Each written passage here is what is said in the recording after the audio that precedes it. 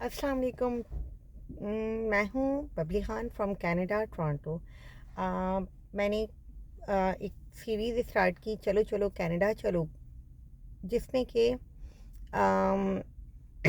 वो लोग जो कि कनाडा आना चाहते हैं, कनाडा में सेटल्ड होना चाहते हैं और अपनी पूरी ज़िंदगी कनाडा में गुजारना चाहते हैं, बाकी की उनकी जो भी ज़िंदगी बची है उसके लिए मैंने बहुत सारी बातें की।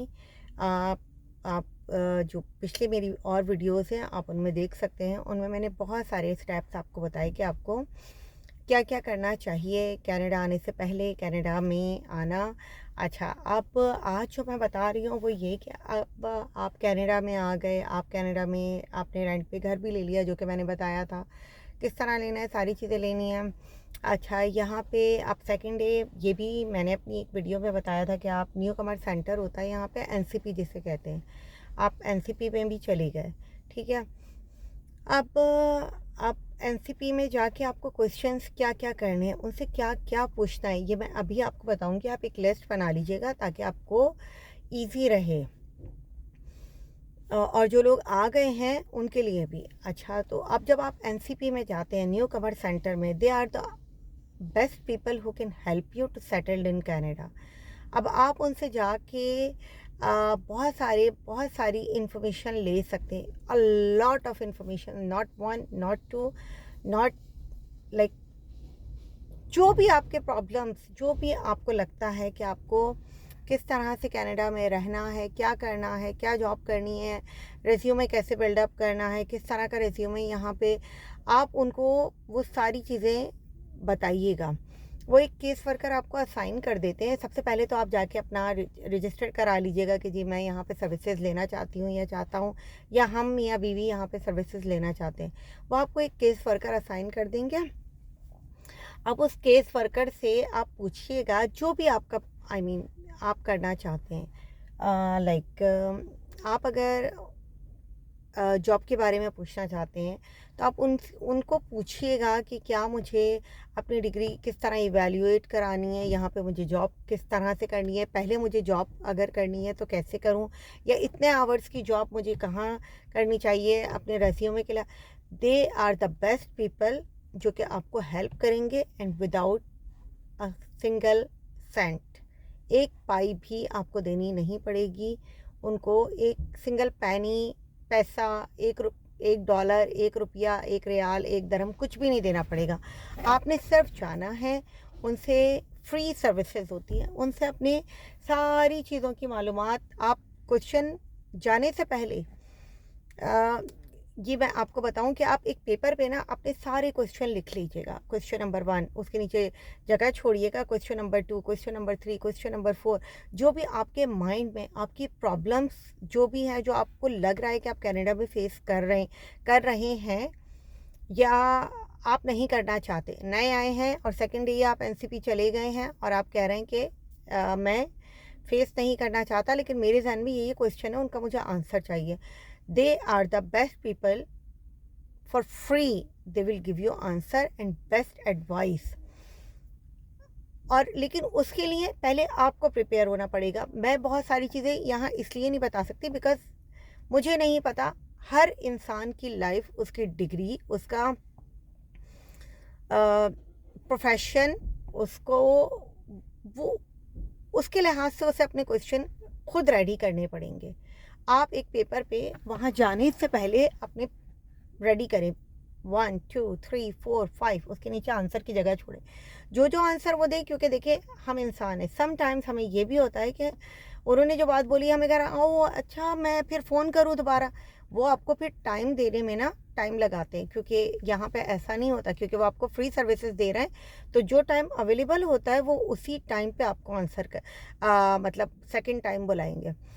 आपने अक्लमंदी ये करनी है कि आपने जाने से पहले अपने पूरे एक क्वेश्चनियर बनाना है, जिसमें आपको जो भी वट एवर आपको आपको बच्चों से रिलेटेड कुछ पूछना है। जी मैं जॉब पे जाऊंगी, मैं पढ़ने जाऊंगी, मेरा बच्चा कहाँ रहेगा, कौन बेबी सिट करेगा, पैसे कहाँ से आएंगे, किस तरह से होगा, जब तक हमें जॉब नहीं मिलेगी हम पैसों का किस तरह से मैनेज करेंगे, हमारे पास इतने पैसे हैं, वो ख़त्म हो जाएंगे तो हम क्या करेंगे। जो भी आपके क्वेश्चंस हैं आप उनको जाइएगा, उनको लिखिएगा, उनके पास आइएगा। जब मीटिंग का टाइम हो उससे पहले आपका क्वेश्चनेयर रेडी होना चाहिए, ठीक है। उनको कह दीजिएगा मुझे 1 आवर की मीटिंग लेनी है या 2 आवर की, I need some extra help. वो कुछ नहीं कहते, वो आपको मीटिंग का टाइम देंगे, लेकिन उस मीटिंग को आपने वाइजली यूज़ करना है। ये नहीं करना कि आप जाएँ सारी बातें पूछो, अरे मैं तो ये पूछना भूल ही गए, हम तो ये पूछना भूल, हमारा तो एक्चुअली प्रॉब्लम यही था, ये तो हमने पूछा ही नहीं। उस गलती से बचने के लिए सारे क्वेश्चंस लिखिएगा, उसके नीचे स्पेस छोड़िएगा।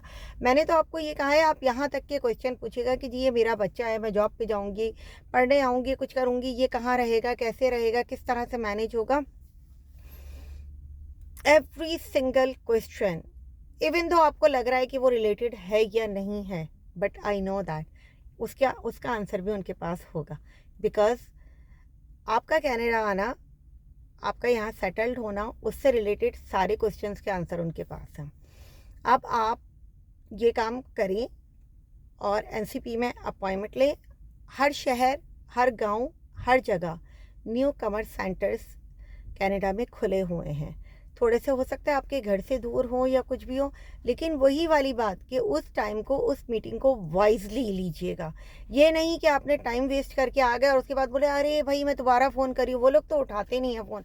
वो तो आप कह रहे हैं कि जी आप हम आपको 15 दिन बाद टाइम देंगे। ऑफ कोर्स वो आपको फ्री सर्विसेज दे रहे हैं, वो भी बहुत ही ऑनेस्टी के साथ आपको सारी एडवाइस देंगे, आपको गेट कनेक्ट भी करेंगे डिफरेंट इंस्टीट्यूट से, डिफरेंट जो भी जगह हैं उनसे आपको गेट कनेक्ट भी करेंगे, आपको बिल्कुल ऑनेस्ट एडवाइस देंगे। तो इस चीज़ के वो आपसे कोई पैसे चार्ज नहीं कर रहे।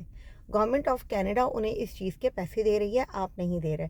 तो वो गवर्नमेंट ऑफ कनाडा के हिसाब से चलेंगे कि उनके पास जो भी, उनको जो भी आएगा उन्हें सबको टाइम दे रहे हैं। सिर्फ आप उनके लिए प्रायोरिटी नहीं है, हर शख्स जो कनाडा में आता है या जिसको कोई भी प्रॉब्लम हो वो उनके लिए प्रायोरिटी पे है। इसलिए आप अपना टाइम को अवेल कीजिएगा वाइजली। जब आप वहाँ जाएं, क्वेश्चन लिखें, what ever is in your mind, write down on paper, उनसे पूछिएगा। फिर उनके आंसर भी साथ के साथ लिखते रहिएगा कि अच्छा मुझे ये प्रॉब्लम हो रही है, मुझे ये है, अच्छा मुझे बताएं कि कोई ऐसी ऑर्गेनाइजेशन है जो मुझे हेल्प कर सकती है या क्या है। वो सब कुछ आपको बताते रहेंगे, और अगर उस वक्त नहीं भी बताएंगे ना तो वो आपको ईमेल पे बाद में भेज देंगे।